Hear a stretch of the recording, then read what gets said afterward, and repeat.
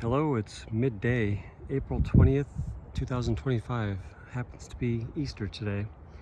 Haven't done a walkthrough of this garden yet this spring, and things are starting to flower now. It's been sort of a, let's say, kind of an average spring in terms of the timing of things, which is good. Didn't want an early, premature spring where everything flowers too soon and then gets zapped by the frost that we will have. So you can kind of see these white bushes are Nanking cherries. In the last day or so, the peaches, some of the peaches are starting to open. So this is a cultivar peach. This is a white fleshed, I think it's kind of a donut shaped peach. I've forgotten the cultivar, but those are starting to open. Maybe we'll see a little bit of bee activity here. Some honeybees. I've seen some bumbles out too. There's a little, like a smaller bumblebee over there. Some small bees that are not honeybees. But it's nice we've got a sort of a calm day. There's a little bit of wind. Apologies if there's any wind noise. This is the peach rootstock or apricot rootstock that happened to be a peach. It's just about to really open up in its flowering. The Japanese quinces are coming on to flowering. Probably in a couple days those will be pretty red. Yeah, peach flowers are very pretty. A couple years ago I had all my peaches were in bloom and we had a snowstorm, so that made for some pretty photography. But and actually there were still a few peaches, but I think only on the Siberian Sea peaches, which bloom later than others. So this little Shenandoah, or is it Shenandoah? Yeah, Shenandoah pawpaw has maybe one flower bud this year, which is exciting. No, it's got a couple, maybe a few. But that's never flowered for me yet. I have a bunch of other pawpaws I may show that are flowering this year. And this is a golden currant, and I've never seen fruit on this yet. This is different than a clove currant. You can see it's got quite a tall growth habit. It's Ribes aureum. So I don't have any experience with that species, but I'm looking forward to seeing what those fruits are like, if they happen to bear fruit. So looking toward the hedge here, you can see things are filling out a bit. This is a nice time of year because you can still kind of see the form of things and the woody structure of things before everything explodes with greenery. So it's still a good time to do some garden maintenance. You'll see I've been doing a lot of pruning. 3 or 4 weeks ago I cut down a lot of trees actually in the back field that were starting to shade out my crop trees. So my chestnuts and pecans and walnuts and things that I planted as my main crops back there. We're getting a little bit too much competition with some of these other things that had just sort of shown up. Eastern red cedars, wild cherries, things like that. So you'll see, and then black locusts, which I planted and spread around pretty readily. So you'll see there's still some daffodils going in the garden here and there. Some of them have finished, some of them are at peak bloom. But a lot of things haven't leafed out, and it's interesting, you notice things at this time because this is a locust. What do they call this thing? The false indigo, Amorpha fruticosa. But then hiding underneath it is a hazelnut that some rodent planted. So I may not notice that during the growing season. They might all just blend together as greenery. But right now, the hazelnut's leafing out sooner, so I notice it. This little leaf linden tree had some kind of a rot problem, and the main trunk died and fell over. And you can see that it's resprouted pretty vigorously. So don't know what went on with that, but we'll let the sprouts grow. Here's another Nanking that's flowering. The ramps are probably at just about their peak for picking. I don't have a lot of ramps. I have a few. I planted these little patches here, probably 6-8 years ago, and that's all the more they've spread. The stinging nettles are doing great. This patch has gone crazy, and it's I need to come in here and harvest this because this is really prime time. It's all nice tender green before the birds crap all over it. This is really the best time of year to get that. So here you can see some daffodils going under this multi-grafted apple tree. My nursery area is not much different than it was last year. I haven't done much with it. I gave a few plants away. I've potted up a few things for friends, and I've also planted some things over next door at my other garden. And you can see it's still kind of waning forsythia season here. I'm going to get a drink of water just for a second. Excuse me. So the forsythias are kind of finishing, and you might see, like over there and a few other places, the very first hints of the red bud color coming on. So unfortunately, those two things don't really overlap each other unless you had a late blooming forsythia and an early blooming red bud maybe selection. The clove currants, which kind of resemble the flowers of those golden currants that we saw a few minutes ago, those are not flowering yet. They're just showing a little bit of color, which tells me also that those are not the same species. So as we come through here, got a couple of willows. There's one. There's another one I planted in the last couple of years, and they get some excess roof runoff from these roofs, and so they're growing pretty well. These were all just from a cutting. I grew them in a bed for a year, and they've been in the ground for I think a year or so. See if we can focus here, but the willow flowers are just kind of finishing off. Most of them have already happened. I won't say what they're called because I don't want to get blacklisted on YouTube. Here we have honeyberry flowering nicely, and I've actually had to cage or move a lot of my honeyberries because the deer, I didn't know this until recently, but the deer were just murdering them all the time. So there's another one. I've done some weeding. It looks kind of barren, but I have all this rhizome type annoying grass that gets in, and so I've been doing some weeding. So this one's in a cage. It's doing pretty good because the deer haven't had a chance to eat it. Another Nanking cherry there. Little baby honeyberry there. The Nanking cherries at my house about a mile away from here, they're finished flowering, so this one here is about finished also. I've been moving some of my currants and elderberries and now recently honeyberries into my fenced garden over next door because to keep them away from the deer. So here is the terminal bud of the Taranoki, which is a Japanese angelica, and I'm excited to have that grow another year or two and get big enough to harvest some sprouts from. You can make a good tempura out of that. And as we come around here, I could walk all the way over here and show I've got half a dozen pawpaws over there that have flowers this year for the first or second time. This nannyberry, its little broccoli flower heads are just about to, well, they're not about to open, but they're forming. And these are pretty nice low maintenance native shrub. They'd probably prefer a little bit more moisture than what they're getting here. You can see they get some kind of stem borer type thing that gets into them. If I can focus. Maybe, okay. And so it doesn't seem to kill them off because they re-sprout. Sorry for focus. Come on. They send up runners, so they're sprouting, suckering. And this is a different Japanese quince, and this one's got creamy white color flowers. Let's see if we can focus here. Come on, camera, give me a break. Okay, so yeah, these are cute little flowers. They almost look like little blueberry flowers in a way. So we'll get back to generic focus. And I'm not going to walk all the way across the way there, but I want to show a couple of grafts that have done okay and a couple of winter tragedies.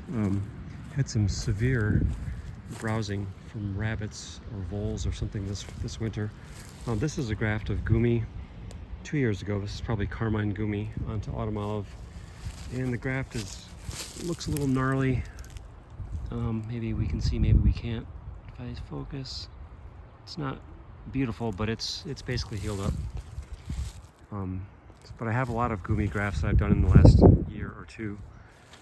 And some of them are growing great, and they're going to flower this year. So we'll see. Maybe if luck prevails, I will get to try some new cultivars. Not only carmine, which is excellent, but a couple that I ordered from a woman in California. One is called Catherine's Find, #1 and #2. And I also got some new material to graft this year from Cliff, England. Got one called Wang Bo, which is supposed to be really large, or maybe even bigger than carmine. So I'm excited about that. So over here, these poor fruit trees, these are just wild trees, wild apples and pears that wildlife planted here.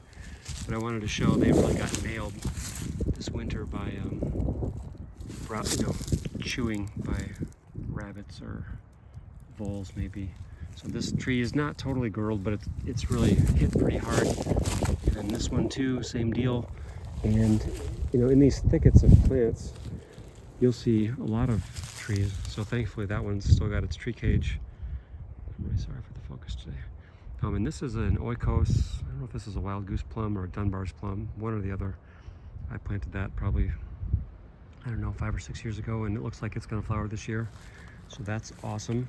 But you can see also the like sumacs and the sassafras. So the rodents don't seem to be too picky about what they gnaw on. There's some larger sassafras that got girdled pretty well.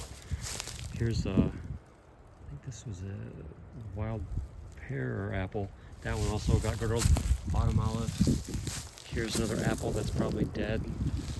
So yeah, they're pretty hard on things in the wintertime. Certain winters. This was kind of a tough winter, so maybe that meant more browsing than usual. That is the rootstock of some grafted pear that died, and it's got a couple flowers on it, so that's interesting. We'll see if anything ever fruits on that. Here's a couple of gumi grafts. This one is not so great. A little one, and that is, I can read my tag. That's amber autumn olive grafted onto a seedling autumn olive, and this one is Catherine's Find #2, double grafted. So there's a bark inlay that looks kind of nasty, but it's growing. And then another one there. Maybe trim that side shoot off. But got double grafts there, and those have the beginnings of flowers on them. And this is a carmine graft I did. I just came and trimmed this thing up a little bit, but it's got a couple feet of growth on it, so that's going to flower and fruit this year hopefully, if the creek don't rise. And so as we go over here, you'll see that there's some trees laying down, and that's because I did a bunch of clearing of, like I said, black locust, wild cherry, eastern red cedar, and in some cases I limbed things up a little bit if they were growing too close to the ground, or I just thought it was a good idea for whatever reason, let more light into some other thing. So this poor, sad, dead hooked on a black locust. This was an Alberta peach, 12 years ago or something, and then it's pretty much been mostly dead. It's got major borer problems and whatnot, gummosis, you name it. But it's got a couple branches hanging on, and maybe the rootstock or something is resprouted. So we'll see if those flowers are different than the surviving flowers on the graft. So out here, most of these important trees got protected somehow over the winter, so I didn't have a lot of gnawing damage out here. A little bit. This is chestnut. Tried grafting it last summer, and I don't think that took. Ever gonna focus? Okay. Yeah, that didn't seem to take. So that's probably, the branch is probably aborted. Here we have a, what do they call these things? Geez, I really should have done a script here. Alder. This is some kind of a bushy alder, and you can see its little buds and catkins coming on here. Pretty. And a couple weeks ago we had a real nice flower show over that way with the cornelian cherries, Cornus moss, and those are finished now, so I'm not going to walk over and show that. That was a nice sight to see. So you see here there's some mostly locusts that are laying down to give some light to these chestnuts and things that are here. And also some sumac. Sumac is kind of a expendable species here. Got a lot of it. I like having it. It's a great plant, but it's growing pretty abundantly, so I don't mind cutting a little bit of it down for mulch or whatever. And you can see that a lot of these black locusts are so small that this wood is not good for anything at this point. There's not much heartwood, so the color is faded because it's been cut for a month or so, but there was not a substantial amount of heartwood on some of these logs that were only 4 to 6 inches in diameter or less in some cases. So this was a tree, chestnut, that got buck rubbed, not bub rubbed, last fall, and I put that guard on there. It's kind of too late, but hopefully that'll heal over. My little test pond does have a little bit of water in it, so the water table is not in full drought stage yet. And the grass is starting to grow. Thankfully it's not mowing season yet. This is such a nice little moment in the year before the stupidity of mowing season and all that noise. So here is a sea buckthorn. I'm pretty sure this is male, and these look like little flower structures. I need to learn more about this plant. Maybe this is the beginning of them. They don't smell like anything, and they don't look like much either. But I have to see if the male and female flowers look different. And I'm almost positive that this is a male because it's been here for a long time, and it's a big plant, and it's suckering everywhere, but it's never had a fruit on it. So it's got to be a male, because I've had some other ones here and there. This one is kind of sort of still alive, and the flowers on it doesn't really have the same thing going on. Let's see if we can convince the camera ever to focus. It's a great new phone I got. Yeah, these little flower deals are not as developed yet, so it could be that the plant is not mature enough, or it could be that timing is different, or male versus female. I don't know. So as we go here, you'll see some, maybe a piece of cherry. These are black locust. Black locusts were kind of coming in and starting to shade this little prairie garden, which looks like a lot of grass right now. That thing probably should have been burned 5 years ago, and probably every year or two since.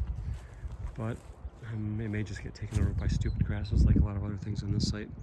I don't really feel like I have a way to easily do a controlled burn with the complexity of things here and how closely spaced some things are, and just how fire prone the landscape is in general. I don't know if that would work out, but there's a little patch of ramps I planted probably 10 or 12 years ago, and they too have not expanded very much. Yeah, that's all the more they have. So we've got some animal activity here. This box elder tree is really falling apart. We've got some caverns going here. There's some more ramps I planted, and they're kind of getting assaulted by this digging activity. So there's a manhole cover here, and probably the warmth of this waterway underneath the ground. And look at this, is interesting. So there's a pipe that runs from here over to the west, and it looks like that is where the dandelions are blooming sooner than the rest of that field, because sometimes that whole field is just yellow with dandelions, which I enjoy. Oops, I zoomed out too far. But yeah, I noticed a microclimate here on my side of the property, and I think that dandelion thing is kind of further illustrating that. But anyway, this tangle here is interesting. It's this old ancient box elder tree, some rotting old mulberry trees that are falling apart. I got some grapevines and some autumn olive and a few other things. I've tried planting currants over here a couple times, and they didn't really make it. Probably couldn't compete with the grass or something. There's a paragraph, an ugly machine, that little cheap grafting tool graft, and it really is ugly. I don't know if that's long for the world. It doesn't look like a very good connection. But this looks like it could possibly flower this year. We'll see. And then there is an Illinois everbearing mulberry graft, which has not healed over very well. I need to encourage that to grow. cut this cherry down over here. Here's another gumi onto autumn olive graft, and that one's growing pretty well. I just cut down some competing stems there. Here's a little chestnut that I wanted to promote the growth of, so I'll cut down this couple of black cherries here, cut down a couple of oaks that were sort of bothering this timber chestnut. And this Chinese type chestnut, you can see the big burrs in the ground here. Yeah, they're pretty good size. It's got some funky bark issues.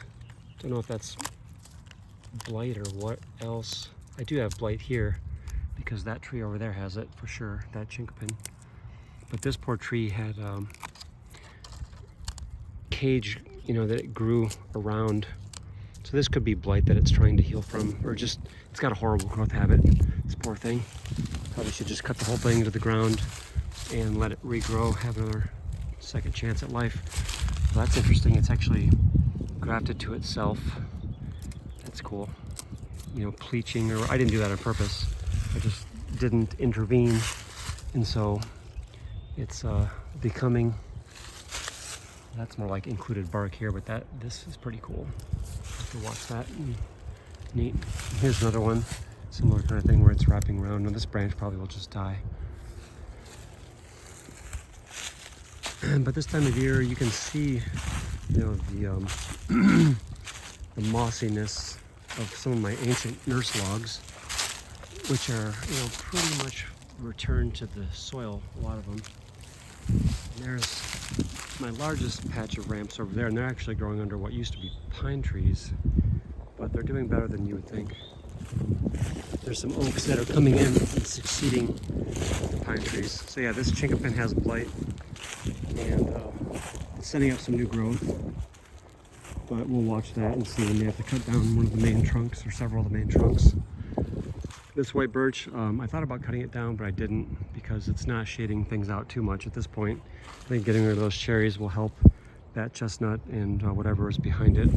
Eventually this double trunk cherry will come out, and there's a bunch of just sumacs and things growing up around it, but this is a chinkapin here, this two trunk deal.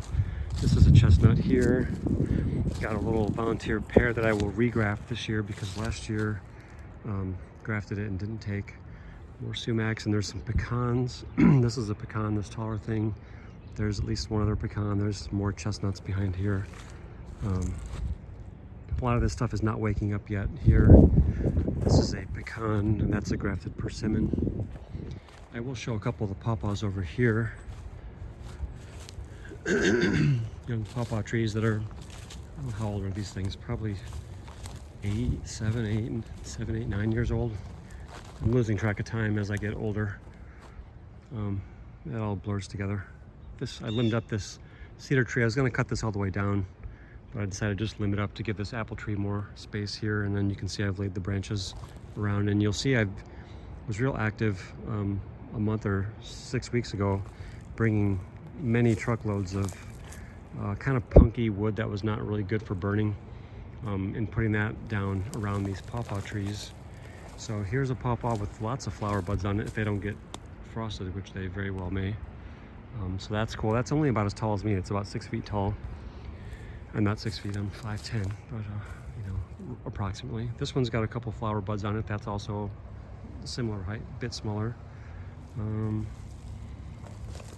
Got one over here that's probably 8 feet tall, or a little more than, and it's got some flower buds, so that's cool. And there's some black locust here in the overstory. That one snapped off in a windstorm. Here's the remnants of whatever the flower pieces were on a witch hazel. Those bloomed earlier in the year. I'd like to have more of those around. They're pretty cool, just because they bloom at an odd time of year where not much else is happening. Was gonna walk here, but maybe I won't. There's the grafted apple, grafted pear, grafted chestnut, blah, blah, blah. I love this moss that's kind of showing up in the paths. There's some yarrow. So certain mowing regimes in shade seem to favor the growth of moss and moss type things. So maybe over time, like I know in the path over there that's a little bit more shaded, there's quite a bit of moss that's growing. So there's a big change here. Cut down a substantial cedar tree that was shading out this walnut. This is an oikos walnut. It's been here probably 13 years at least, and it's not huge. You know, it hasn't grown super well. But I think this may be a hybrid between the black walnut and the English or something, because it doesn't look exactly like a black or an English. But that was kind of languishing without much sunlight. And also here, this is an autumn olive that I grafted with Gumi 2 years ago. And this is carmine, I'm guessing, because that's probably what I grafted everything to. But you can see it's got little flowers that are going to happen. And I put a cage around it because the deer were really on it. So yeah, that's exciting. We'll see now if that walnut gets a new spring in its step after having more sunlight and a little bit more mulch maybe. So yeah, I just laid the mulch down around things. This autumn olive is old, kind of looks like it's on its way out. It's got some big dead branches. I broke some of them off and threw them around. There's a Japanese type walnut, adolescent autumn olive.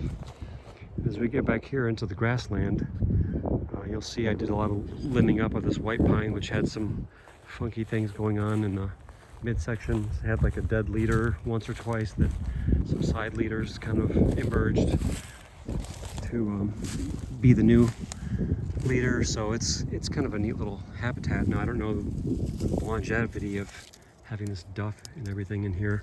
Might rot the thing out, but may eventually cut this off. We'll see. I may just leave it. It's kind of just an extra tree that is not important, just for wildlife mostly, and greenery in the winter. There's a couple of red pines that I planted. Those eastern red cedars in that sort of hedgerow over there are filling in pretty nicely. And the wild plum thicket is not waking up just yet. I mean, it is waking up, but the flowers are not quite there. I'd say within a week or so, depending on the weather, we may have a bunch of wild plum flowers going, and that's a wonderful smell. Actually, yeah, I can see there are some little color starting to show on those buds, so it may not be super long for the wild American plum. And here you'll see I cut down one of the major competing trunks of this. I think that's either a Scots pine, maybe Scots pine. There used to be a whole kind of grove of pines over here before the power company came through and did their magic on these beautiful new power lines. But those all had to be cut down. And this wild cherry, I cut some branches off of it because it's kind of competing with the persimmons a little bit. And I did some pruning. You can see these multi-stemmed things, these lanky things. That is the false indigo from earlier. And if you don't prune them ever, they look like this. They're kind of short and bushy, and they don't grow very fast. But once the roots are established, if you do prune them, this stuff is, some of this is like 1 year growth. So, you know, you'll get a 6 or 8 foot whip of straight growth if you prune them back pretty hard. And this was 2 year growth because you can see it's got secondary little branches. So these things will flower. So I kind of rotate. I prune some. I don't prune everything to the ground every year because then you'd never have any flowers. Now I'm not leaving most of them for too long either, because cutting them back does seem to stimulate them to grow a lot better and faster. And so that probably helps the soil out more than just leaving them as they are, because you're cycling nutrients more that way. And then it gives you mulch material or craft material. And I've collected some. I can't say I've done anything with it, but I have a bunch of the straight stems that I've collected in my barn, and they're dried out. So maybe someday I will make a little screen or something out of them. This serviceberry, it's called Allegheny serviceberry, Amelanchier laevis. You can see the deer whacked it a couple years ago, but you know, these things are pretty resilient. They're multi-stemmed shrubs, and they can send up some new, you know, this is new stuff they've sent up since that damage, so that I'm not worried about those things dying off. They've got a good root system. So some of my oaks are not really showing any signs of movement yet for the season.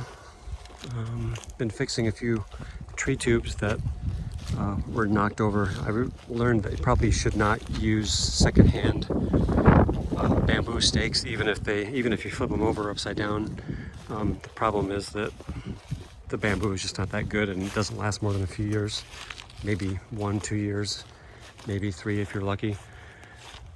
and so by reusing them, you know, a lot of them are failing prematurely and snapping over. And then you've got this poor tree that's like bent over. So here, this comical looking thing, this is the bark looks kind of weird.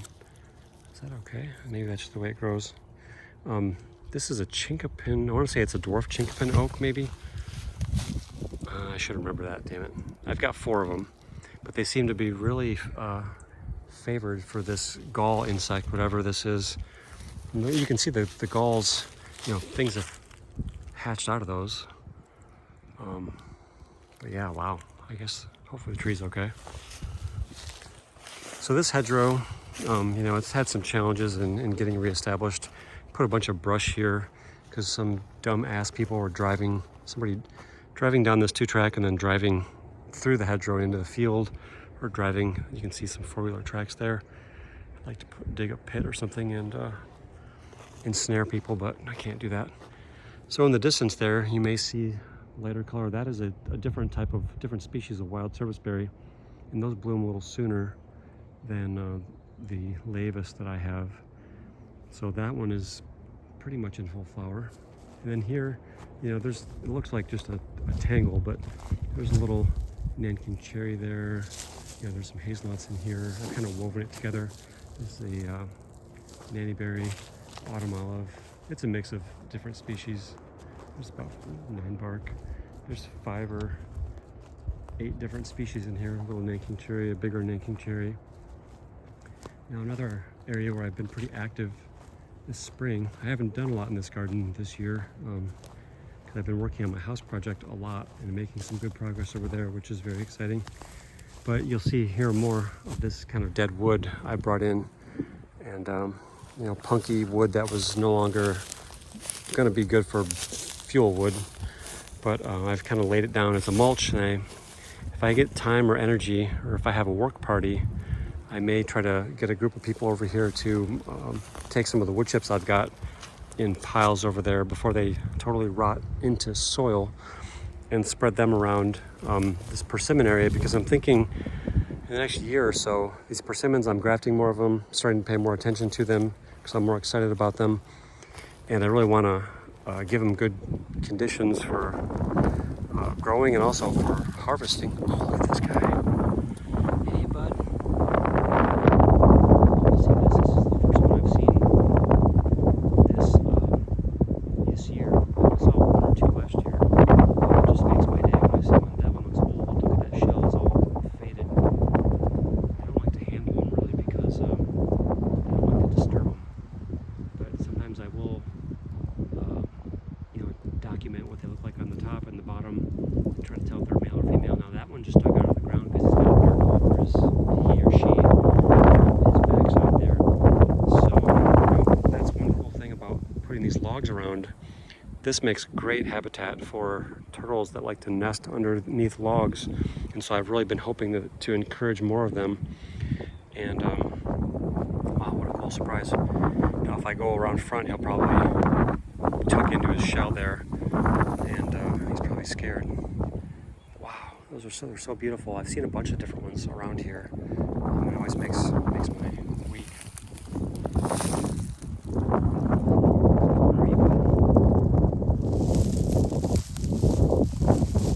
Got pretty reddish orange eyes,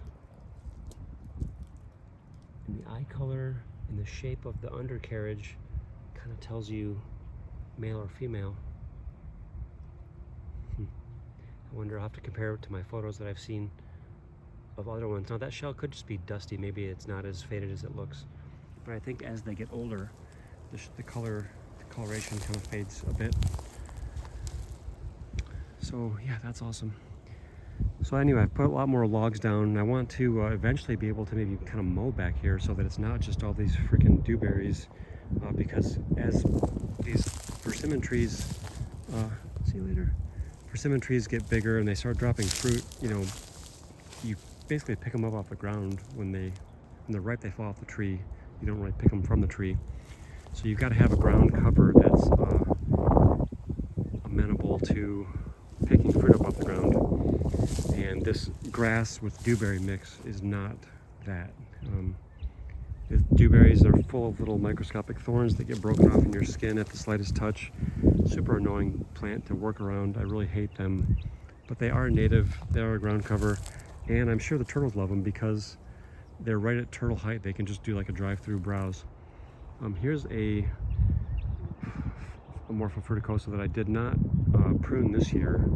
So that one is 2 years of regrowth. Maybe that's all last year's regrowth. No, it's got a couple that are multi-branched. Anyway, that could stand to be thinned out and get some material. And you can see these I did not collect last year. I just left them lay. And then over there is one that I think I did do a little bit of pruning on maybe this year, but it's got mostly older growth, so that will flower and some of that can be pruned off. But some cherry trees here. Yeah, lots of woody debris. So trying to create a fungally dominated soil that's more like a forest soil for these persimmons to thrive in. And see, the deer and rabbits have been through, leaving their calling cards in the form of destruction, but also fertilizer. So yeah, a lot more candidates for grafting back here. Got some new signwood I ordered from Cliff, England, down in Kentucky, and I'm excited to graft a bunch of new cultivars and also keep promoting the ones that I've already grafted and try to give them better care and maybe cages and things. So this pine tree I've limbed up a little bit and laid some of it, the double trunk laid down to give a little more light into the understory here. These persimmons, the persimmon patch kind of comes back to where, you know, here, this area. And then we get into some Japanese walnuts and black locust and pawpaws and other things through here. So I think I'm not going to make it too much longer. I'm super happy to have seen that little buddy. I did graft some plants growing over in the wild here. These were wild autumn olives that here's a carmine graft, and it's a little funky, but I've kind of pruned around it a little bit and opened up the space a little bit more to give it more light. There's another one over there, and I flagged a potential one here. Now, this is a good size for grafting. This is a double trunk one. This one here looks perfect for grafting. It's about pencil diameter. This one is a little too old. That's probably 2 years growth. I'll cut this one off. Presumably these two are the same plant. I'll cut this one off, favor this one, and then probably whack most of this autumn olive that's behind it off. This looks like one I was flagged for possible grafting 2 years ago or something, and it didn't, and so it's grown 4 or 5 feet tall. Sorry for the blathering today. But this part of the hedgerow is filled in a lot better. Some of this stuff did not get destroyed during the expansion of the power line, so that's why it looks fuller and bigger. Yeah, here's another couple of nice grafts. This is Catherine's find number 2. I did not cage these over the winter, and miraculously, that's a whip and tongue. This is a bark inlay. They did not get murdered by the rabbits, so thank you, rabbits, for leaving these alone. I will put a cage around these now so that they don't get ruined. Beautiful Nanking cherry in flower here. These flowers don't smell like anything, but they are very pretty. And in a decent year, you get a lot of fruit on these things. Now these little things buzzing around, they don't look like bees exactly. They're almost like between the size of a mosquito and I don't know what the heck they are. They won't pause and light on anything long enough for me to see what they are. But anyway, there's some action there. So that's cool. And yeah, I think that's probably good for today. Sorry for the long-winded walk. Got a little too excited about a couple things.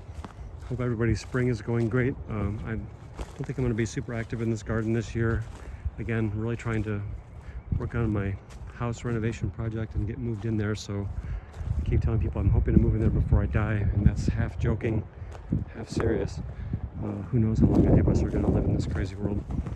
But yeah, hope everyone is doing real well and enjoying their gardens in this nice, beautiful time of year when the temperatures are pleasant and rain is falling and there's no mowing. So come visit if you want to. If I'm not here, take a walk. All right. right, later. Bye.